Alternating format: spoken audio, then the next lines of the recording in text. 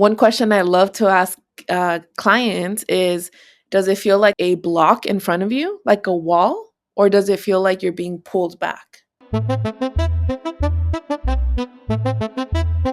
Hola, beautiful human. It's Priscila, your intuitive prima. Welcome back to another episode of the FirstGen Healing podcast. Today's topic has me excited, and I really hope that I can do the topic justice because I feel like there is so much that I can talk about and so many directions that I can go in. But I want to maybe do it through the only perspective, I guess, that I can, which is of that of a fellow first gen and that of an intuitive guide. And I titled it Why This Growth Feels Scary, or why is growth something that feels that way? Because it's something that I have been wondering for myself. I've been running up against this desire to expand, to call in this abundant life that at some point I was able to tap into and perceive and imagine.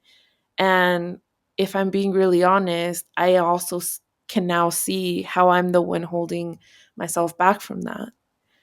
And when I think of growth, I wish I could maybe like put a blanket over every single possibility of those of you that are listening that you may be running up against. But there's so many scenarios that encompass growth, right? It can be in a job, it can be acquiring new things, becoming a different version of yourself. Even growth can look like a new form of failure, being willing to fail in certain ways, that is growth as well. So making mistakes, taking a bet on yourself or on others or on love, just so many versions of, expansion, essentially, right? Growth. And I think when I thought of this topic, I wrote just a couple of things down.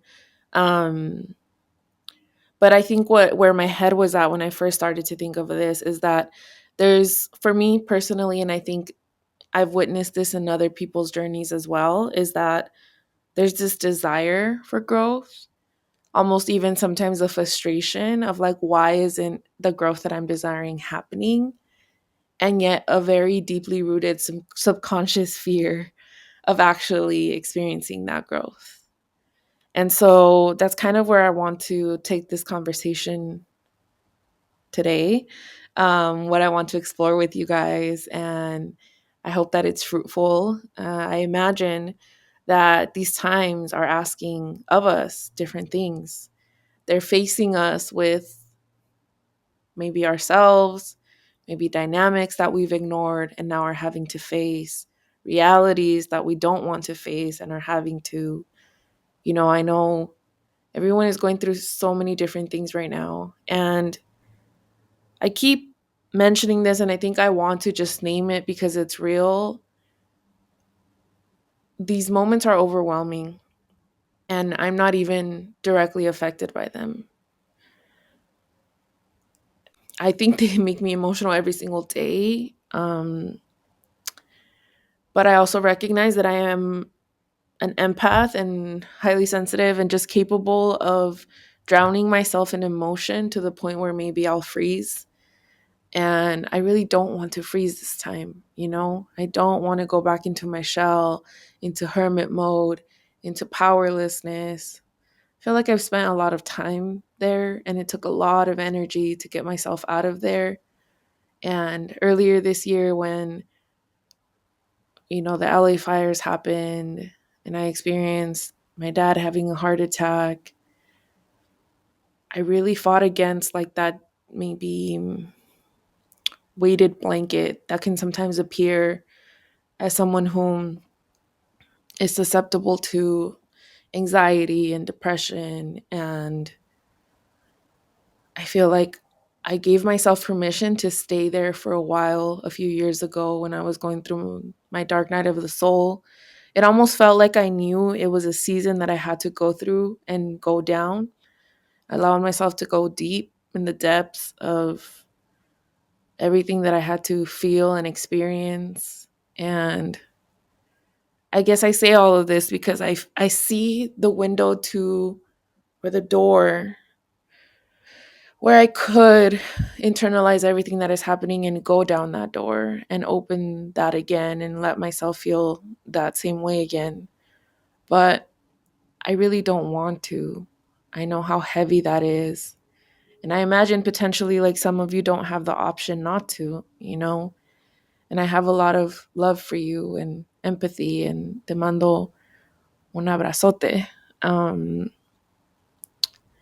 and I hope that this podcast or friends of yours, like I hope you dare reach out for floaties. I like to call them, for help with, that you don't fully immerse or submerge yourself in those feelings, because I know how heavy they can get and how hard they can be to get out of.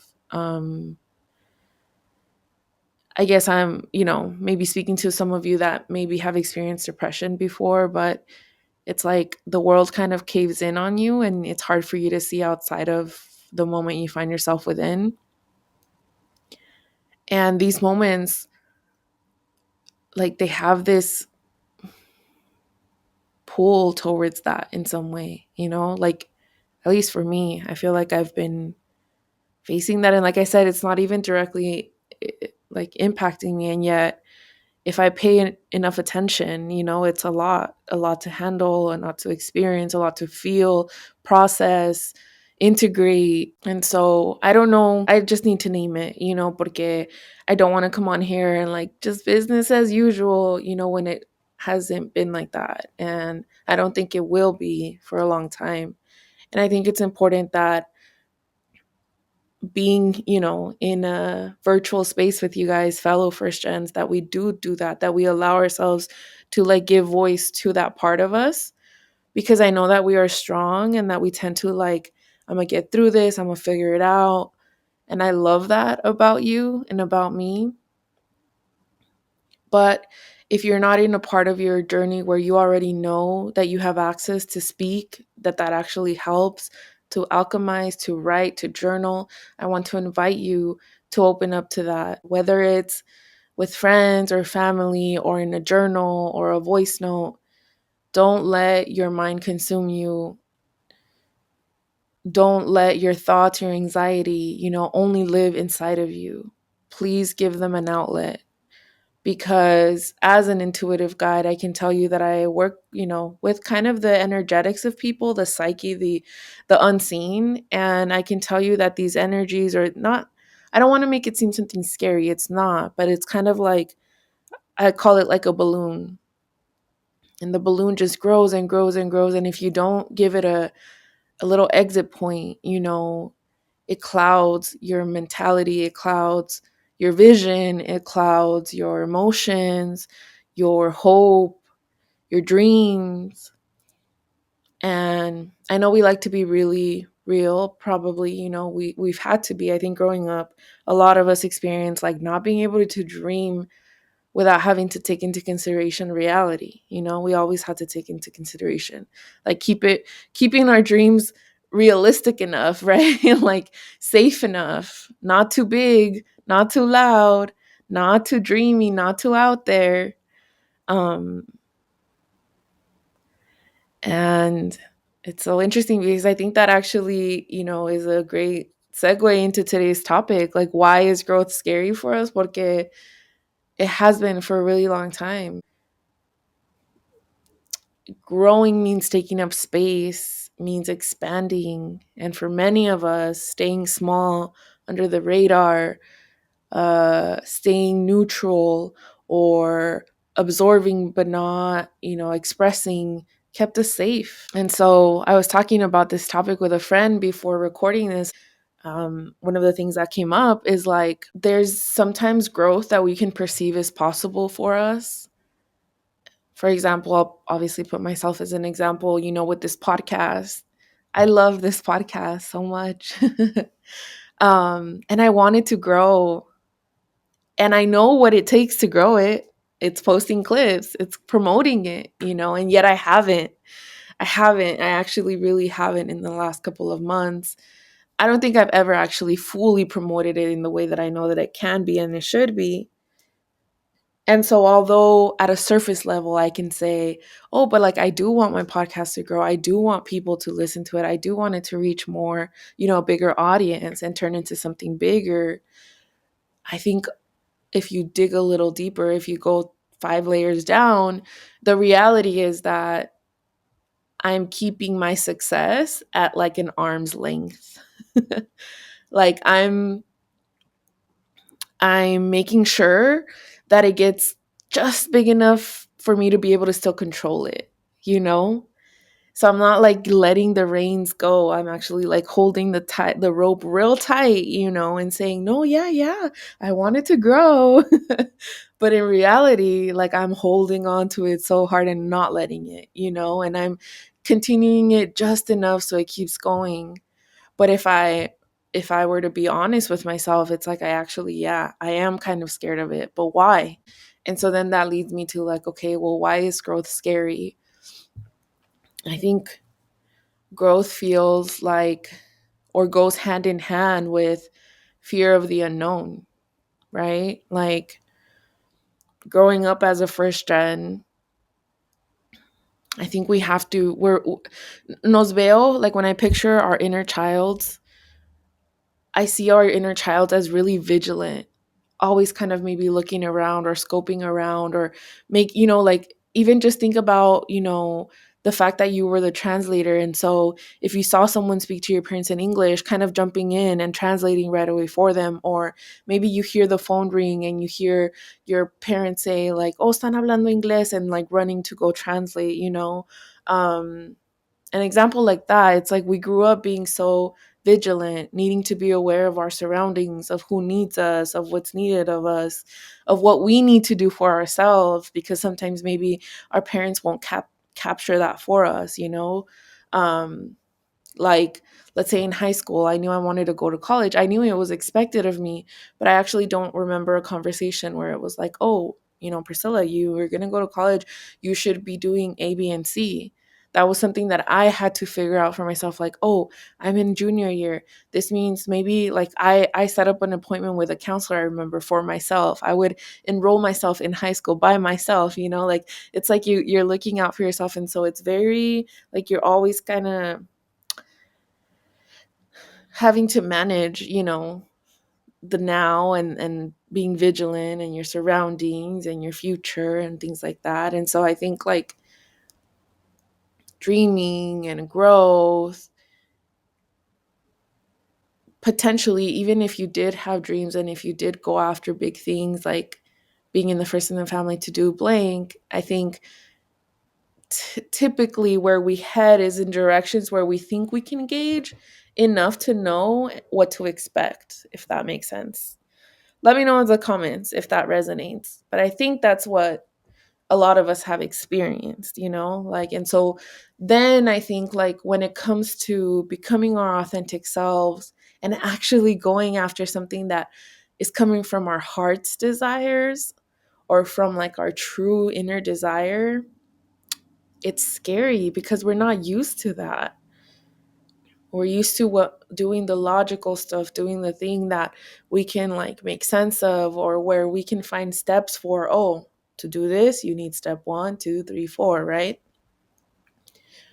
But then when we start to step into our authentic selves and we start to desire things and get excited by things, I think we see ourselves maybe as like for me, I'm a 32-year-old, fearing blank growth, or a certain aspect of growth. Like, but why would I be scared of that? I'm 32. But when I think about it, I think it's not 32-year-old me being scared. It's younger me experiencing this for the first time. Even like, for example, um when my sister went through her cancer journey, I experienced a lot of firsts. I went through a lot of firsts. But I think like the familiarity there is that it was tied to doing it for someone else. It's almost like this superpower that we have as first gens, this let's say like helper mode, that we activate so quickly. We're able to access that so fast, and we turn into like whatever is needed of us in order to help others or be there for others or support others. So I think like that was the version of me that was alive then. And if I actually look at it from like if I zoom out, that's a version of me that existed for a long time. I've turned on that mode in many scenarios. But now if I turn off that mode and I'm like, okay, you similar powers, but just for me, just for my own desires, that's actually a switch that maybe a lot of us don't use often. And so it's like a newer thing for us. And maybe that's why that adds to like, oh, growth is scary when it comes to just me, or when it comes to things that I can't fully picture, can't fully see, don't fully know how it's going to impact those around me, because I always feel like I need to look out for them, maybe, right? So I think those are important points when talking about like why is growth scary for first gens. And so as I'm naming these things, I would invite you to maybe reflect on what are those, so like maybe what's presenting at a surface level or at the top layer. Maybe it's like I want to do this, or I want to be disciplined in that, or I know I'm capable of blank. And okay, so you're feeling the pull towards that growth, and then maybe you feel like you're on the edge of that, like right before the leap, right? Like you're supposed to leap, but like it's really hard for you to do so. So then I invite you to dig 5 layers deeper and take a look at what's there. Is it some of these things that I've named so far? Is it something else? Like what's really there? And if I could invite you to journal on this, I would love for you to do that. Because sometimes what we do is we're used to maybe like not digging and not giving ourselves enough space and time to figure that answer out. So, something that I've seen with people, especially because if you guys follow me on TikTok, I did tarot for a little moment, a little blimp. Um, and when I started to get into that world, I recognized it wasn't for me. But the reason that I recognize that is because I realize that sometimes people that are attracted to that are in a part of a journey where they're looking for answers outside of themselves and are looking for fast answers, which is super valid because I've been there and I sometimes am there, where I'm like, I just wish someone would tell me, right? Like, just someone tell me, help me so I can move forward. And that's valid in some aspects, but I think at the end of the day, the deeper work, the more impactful work is when you allow yourself to go within yourself and find the answers within you, right? Because someone else can provide you, even like me, when I work one to one and I get these intuitive nudges, I feel like what I receive from people energetically are clues, maybe. It's almost like I'm like, hey, look, you're looking right. Maybe what if you look left down? And so it's like, oh, there was something there you weren't seeing, right? But it's never like, here, let me give you the answer and tell you exactly what to do. Because I actually think like you take away the power that comes from getting the answers from yourself and then going after them yourself, if that makes sense. So, in order to be able to do that, sometimes it requires giving yourself the space for that. So if you're someone that is always on the phone with others and then comes home and watches TV and then goes to sleep watching TV, or goes to sleep like, after going on social media, and then wakes up, checks their email, social media, attends their family, goes to work, like if you keep going on the rat race and you never kind of put a pause in your day to day, then I do think it's going to be hard for that answer, for that clarity to flow through. And I'm saying this not because I'm perfect at it, because actually I've been going through a moment the last couple of weeks or days, weeks, I would say, where I've had a really hard time slowing down and just not doing something and putting that focus where in mindful practices where I know it's going to serve me. So it's totally normal for us to like escape that. but it's actually really helpful when we do. So I want to invite you to set aside some time, if possible, let's say every other day or every day or 3 times a week, como sea, like just set a goal for yourself and a set amount of time. It could be 10 minutes, 15 minutes, 30 minutes if you have them, where you're going to sit with yourself and you're going to make a little routine out of it. Maybe you're going to light a candle, grab your journal, take a couple deep breaths, and then name the growth that you feel like you're right up at the edge of.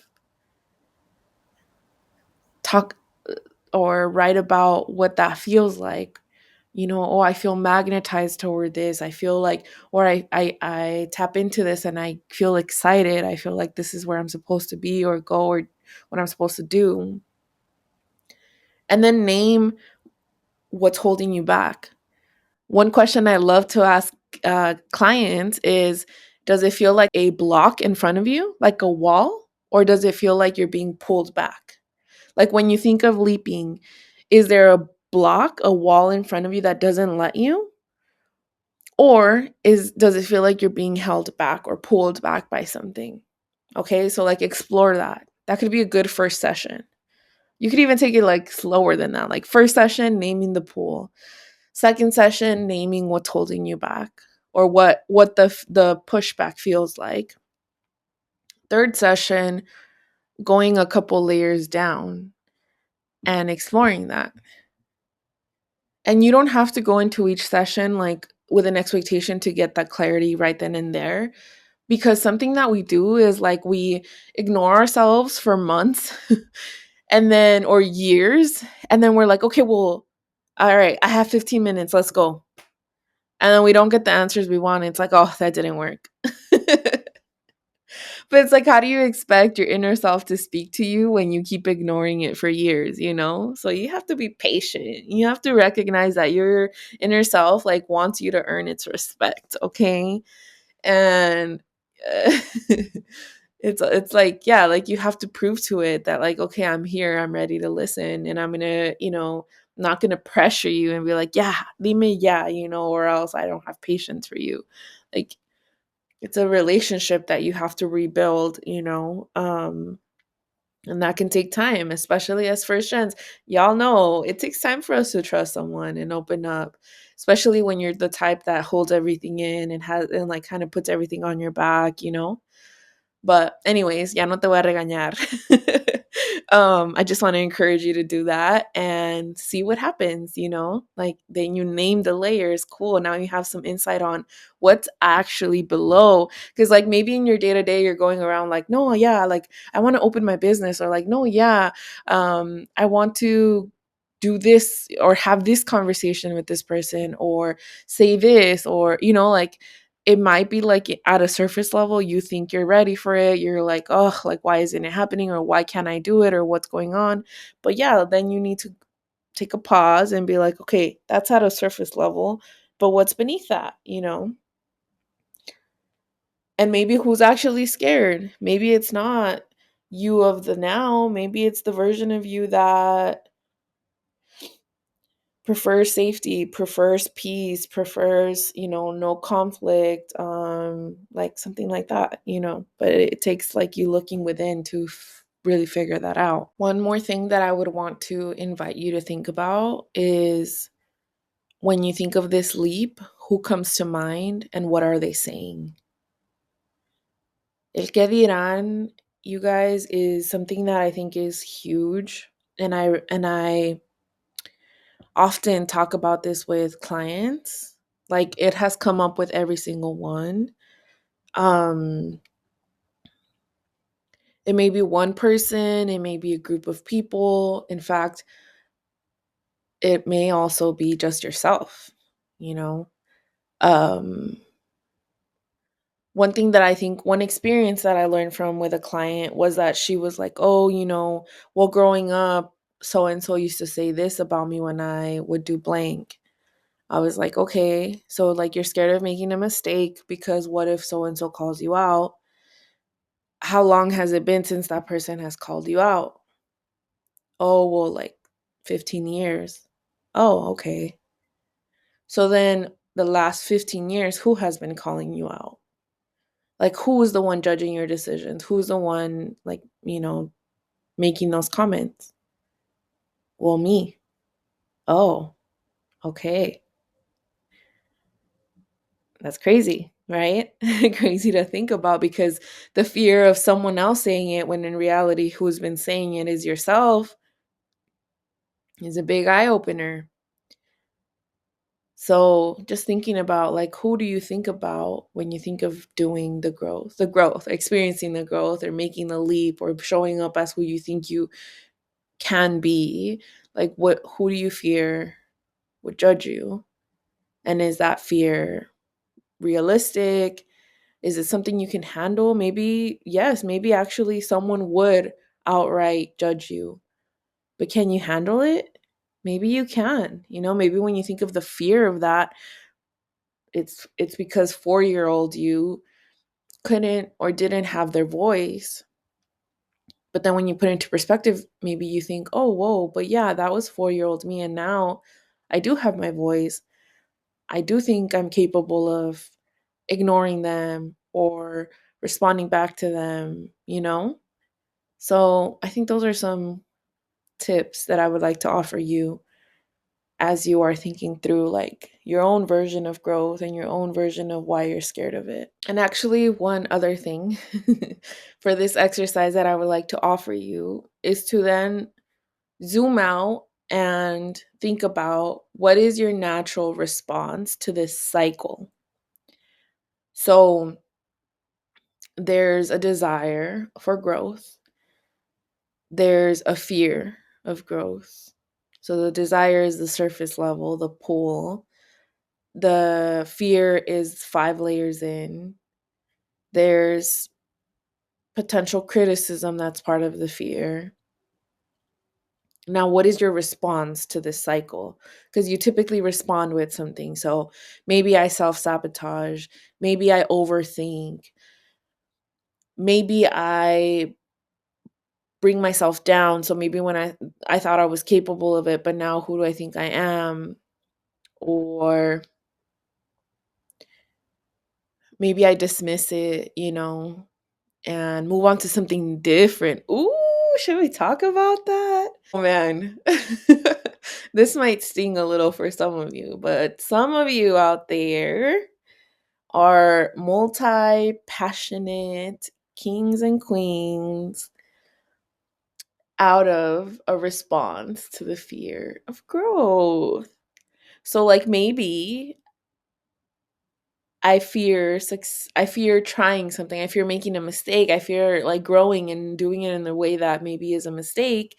So instead, what I do is I get excited about one thing and then I like my response to the fear, right? And all of the cycle is look for a different thing to get excited about and repeat the cycle there. And then look for another thing to be excited about. To the point where I convince myself that, oh my God, I love doing so much. I just can't make up my mind. I've had some clients like that. And don't get me wrong, like you might, yes, actually love all those things, but for some people, it's actually a response to this cycle, to this fear of growth, you know? So it's like, oh, is it that you love so many things that you don't know where to start, or that you actually don't want to start? And so you go around loving all of these things. So yeah, like thinking about what is my response to this cycle. For me, for example, I'll call myself out también. It's overthinking. I overthink to the point where I freeze. And so, let's say for the podcast, I named that example. So, um, I think of a million ways of like how to clip it. I'm like, oh, but I want it to look good. So then I step into perfectionism and overthinking. Oh, but I want it to look good, and then I want it to like sound good, but then I want it to make sense. But then to the point where yeah, estoy exhausted, and I'm like, you know what, mejor I'll just post a new episode and not advertise this one. But if I look a couple layers deeper, I was telling my friend this. So right now, I don't advertise it. And about 100 of you keep coming back every week and listen to the podcast. I love you all. Thank you. Thank you so, so much. And if you are listening and you listen regularly, but you're not following the podcast, please follow it. That helps me so much. Please rate it. That also helps me so much. And please comment, because that doesn't help maybe the algorithm, but it helps me as a creator so much. So feel free to let me know what's resonating, what's clicking, what's not. But anyways, about 100 of you, without me going anywhere and talking about a new episode, listen regularly and consistently. And so, although I may say, oh my God, like I want this to reach more people, if I actually think about 100 people listen to my podcast, it freaks me out. Because why? My response to growth is to overthink and perfect. So then it's like, wait, but like, what if they don't like the next episode? Or what if they listen and they're like, it's so boring?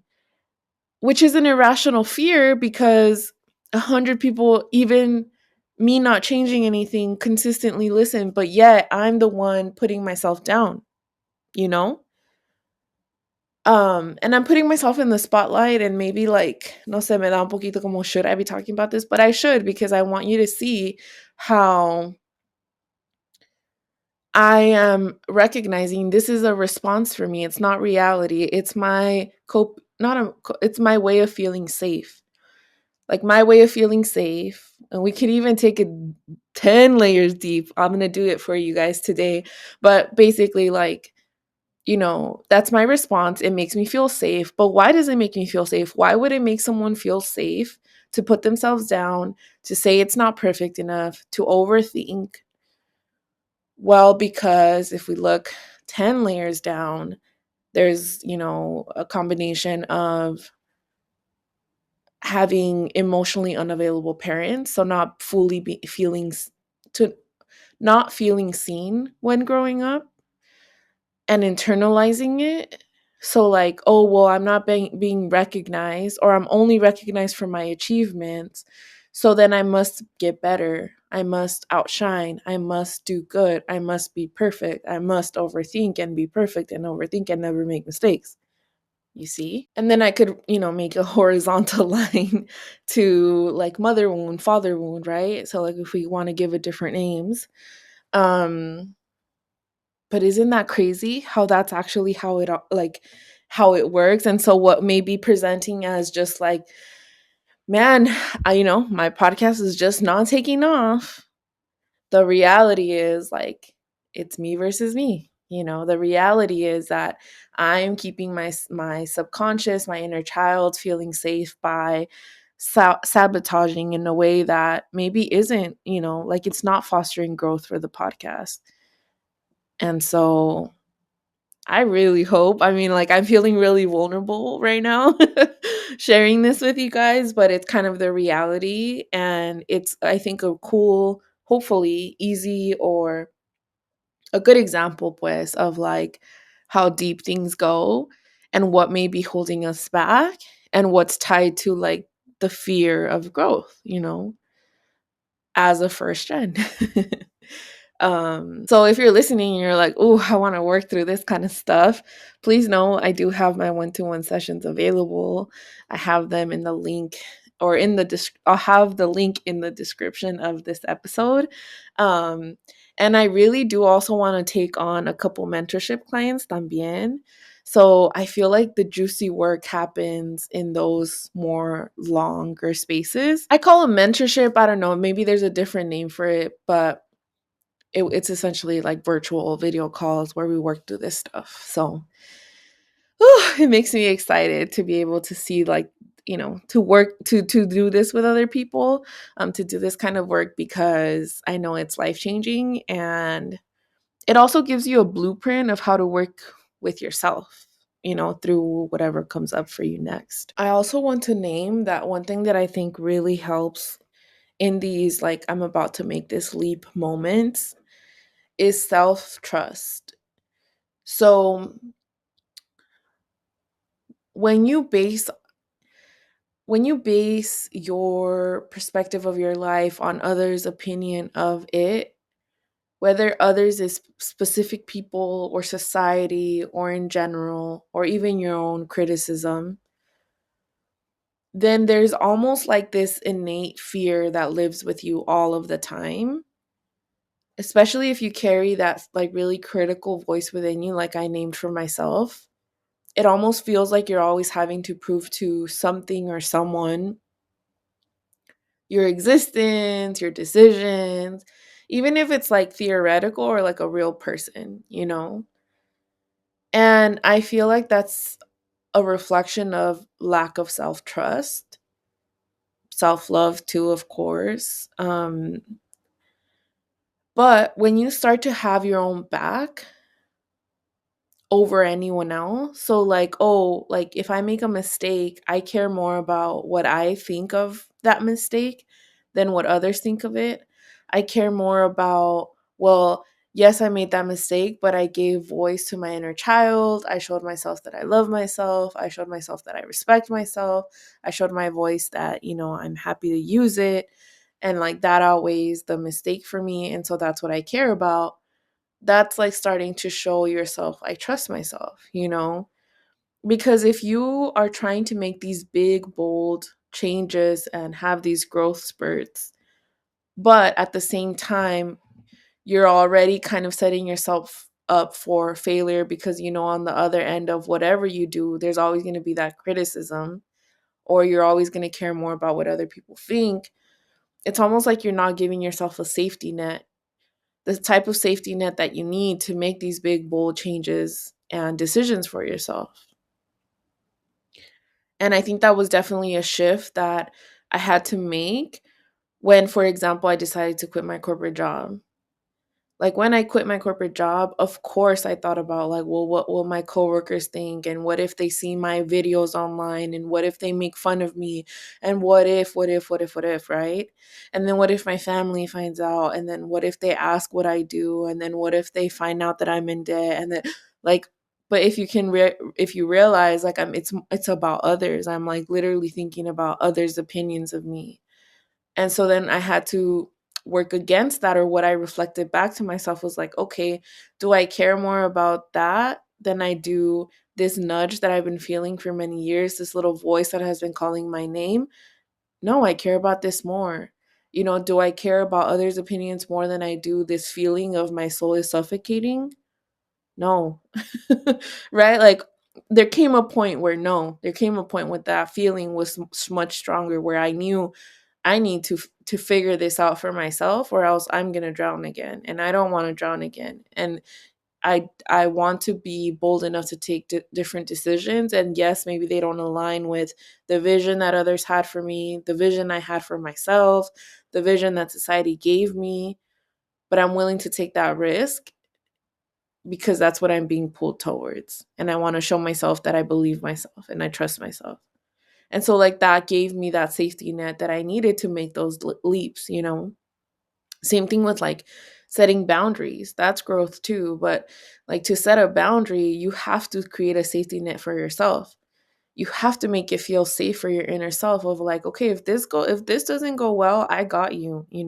I will regulate our nervous system, or I will treat us to something that is going to be good for us. I will find a way to move this energy. I will find a way to not let this get to us to a point where it causes something negative within us.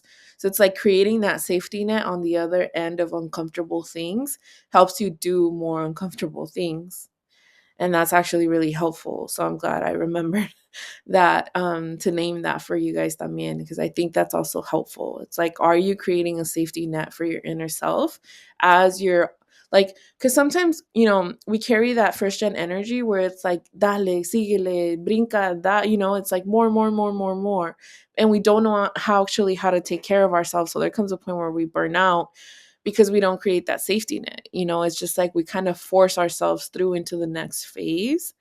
But if you're listening to this podcast, I imagine you've maybe gone through the realization that's not actually sustainable, that you can't go through life just forcing yourself through every stage. Some people do that, but I think in the end, there's maybe health implications or mental health implications, or there's a bitterness that they carry with them with life, or an anger that just grows and grows and grows, a resentment. And I think we see that in our parents' generation and, like their parents' generation. So I know I'm speaking to a room, an audience full of cycle breakers, full of self aware people. And so it's important for us to see, like, oh, yeah, we can't just keep forcing ourselves through. And so, like, one thing that I've said before on just different platforms, or through to different audiences, is I love empowering people to do the things, but through this lens, not the lens of just do it, boss babe, like keep going, like your parent, like it's not through force, because sometimes the messaging we get is like your parents didn't cross the border so that you could just be lazy and you could just, like, that kind of empowerment. I feel we're naturally attracted to because that's what we're used to, but that doesn't nurture us, that doesn't create that safety net for us that I feel like some of us desperately need. We desperately need to feel held and seen and honored and respected. Like our pace of life, it has never been respected, so we need to do that for ourselves. Our desires or anything, our fears haven't always been honored because we're just needed. And so, like, oh, you just have to shove those fears somewhere else, because if you have social anxiety, well, ni modo, because I need you to do this and that and that. So, like, I think, for our inner selves in many ways have been disregarded. And so empowerment, which, I'm thinking we just had, a conversation in the last episode about empowerment, but kind of like grounded empowerment. But I stand by that too. I think, like, we also need to be mindful of our inner selves. And I imagine, like I started off this episode talking about what's going on. And I know that's facing some of us or some of you with difficult moments in which maybe you're not able to fully do this. But I do think, like, even just being aware of it hopefully helps. Hopefully gives you pause in some moments. Hopefully makes you make decisions that honor you too, in whatever way is possible. Maybe not all the ways, but whatever way is possible. And even those around you, I think, like, I'm thinking right now as I'm talking, like, maybe I should do videos about breathwork in Spanish. Anyways, okay, this is a tangent. I'm actually recording this Wednesday night. It's 10:40. You're gonna hear this tomorrow morning. So I'm going to wrap up this episode, but I really hope that you found it helpful. I feel like I let out some of the things. A veces como que I don't find the right places to place the knowledge that I've gained in working with people and in my own journey. But I think this was actually a really good episode where I um, channeled a lot of that through. So let me know if it was helpful. Let me know if it resonated. And if you have any questions, I think, in my solo episodes, I could definitely have a section where I answer your guys' questions. So make sure you relay those to me if questions came up as you listened. But I truly hope that this helped you, if anything, validated the fear that you also fear or feel from growth. Or maybe something that you're navigating like I am. And also, hopefully, it helps you identify, what's keeping you back and how to work through it. So it feels like a juicy episode. I hope it felt like that for you too. Thank you so much for listening to the podcast. Please, if you found it helpful, like I said, follow the podcast wherever you listen. Rate it if you can. You can give it, some estrellitas wherever you listen. And then please share this episode or the podcast with someone that you think could find this useful, with a soul aligned friend or a family member, whoever you think might resonate with this vibe and these conversations. But other than that, Cuídense mucho. If you're working through some of this stuff and you'd like my support, check out my services, link in the description. And remember, FirstGen, that I love you, I love me, and I can't wait for you to love yourself. Bye.